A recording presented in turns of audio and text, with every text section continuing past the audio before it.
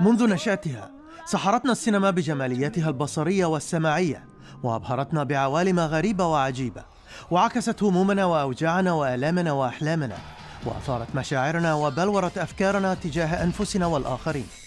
السينما هي صور متحركة وأصوات يسجلها المخرج السينمائي بكاميرا، ثم يرتبها في تسلسل زمني على شريط فيلم حسب تصوره الخاص، خالقا عالما نشعر به عبر الشاشة، يبدو أحيانا واقعيا مألوفا وأحيانا خياليا غريبا.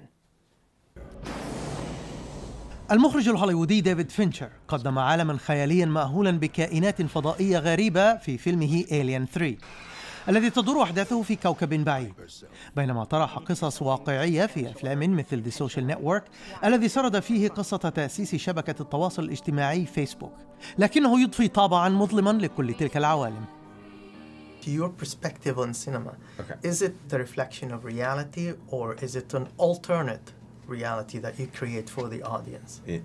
As soon as you take a camera out of its box and put a lens on it and everybody's in makeup and wardrobe, it's an inherently fake thing.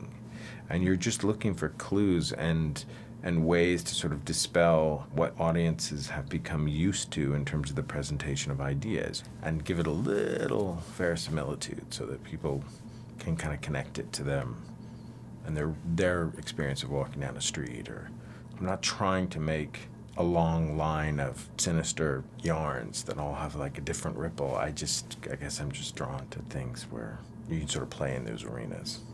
ذلك الواقع المختلق يعكس رؤية المخرج السينمائي التي تنبثق من اختياراته الفنية والتقنية لصياغة رواية ما، كطول العدسة وحجم إطار الصورة وموقع الكاميرا والأضواء والألوان والديكور والموسيقى والملابس وإرشاد الممثلين وترتيب المشاهد في خط زمني. تلك الرؤية تمنح المخرج هوية تميزه عن أفلام المخرجين الآخرين. وحسب مقولة المخرج الفرنسي العريق جون رنوار، المخرج يصنع فيلما واحدا في حياته ثم يحطمه ويصنعه من جديد. مثل أفلام المخرج البريطاني داني بويل التي تتميز بالحركية بفضل تحرك الكاميرا المستمر وإيقاع التوليف السريع، وحتى إذا توقفت الكاميرا يضعها بويل في أماكن غير اعتيادية ويستخدم التعليقات الصوتية واللحن الموسيقي ذات الإيقاع السريع لتعزيز الحركية.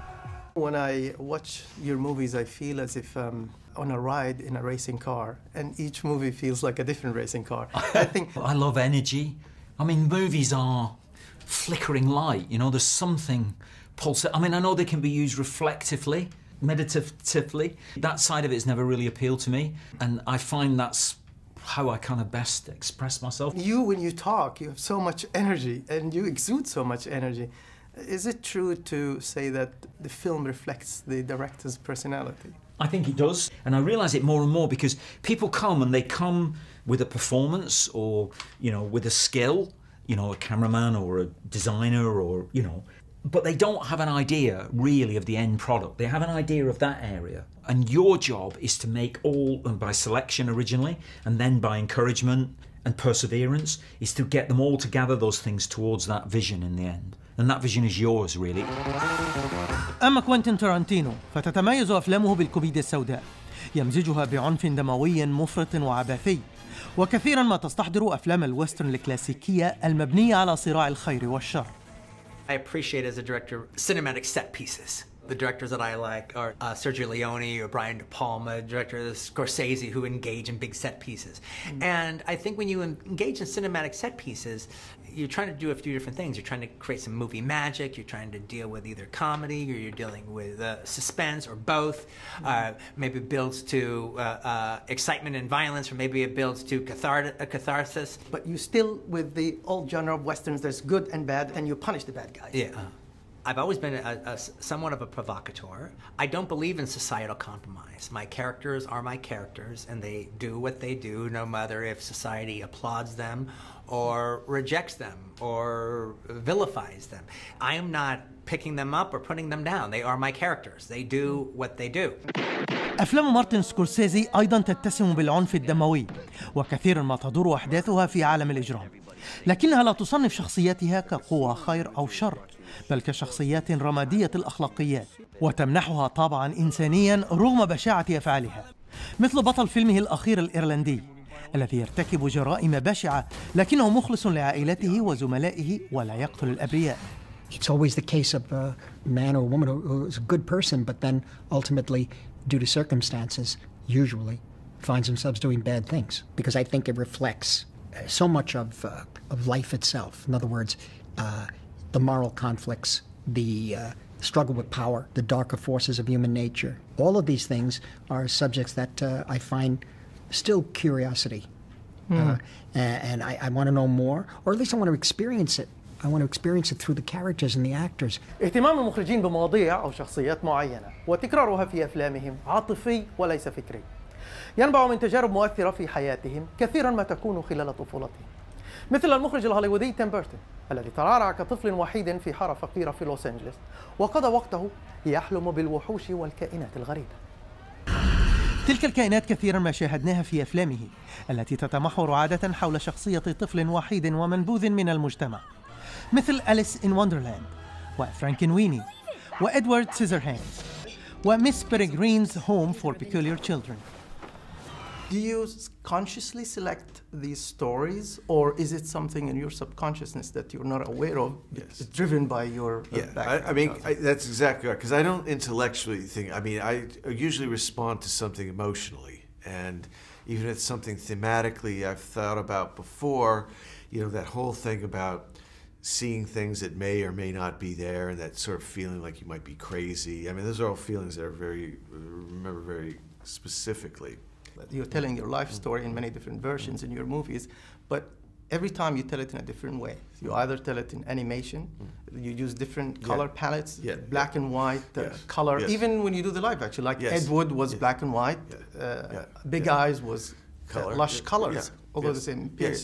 How do you make these decisions? You're absolutely right. It's like first time I look at a project, I go, okay, is it live action or animation or both? Okay. Then is it color, black and white? You ask that question.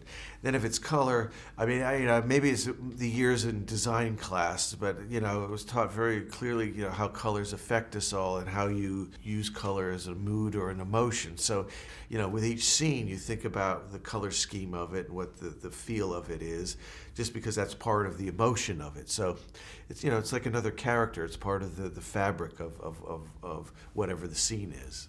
بعض المخرجين لا يدركون السبب وراء اختياراتهم الفنية والسردية إلى أن يشار لهم إليها.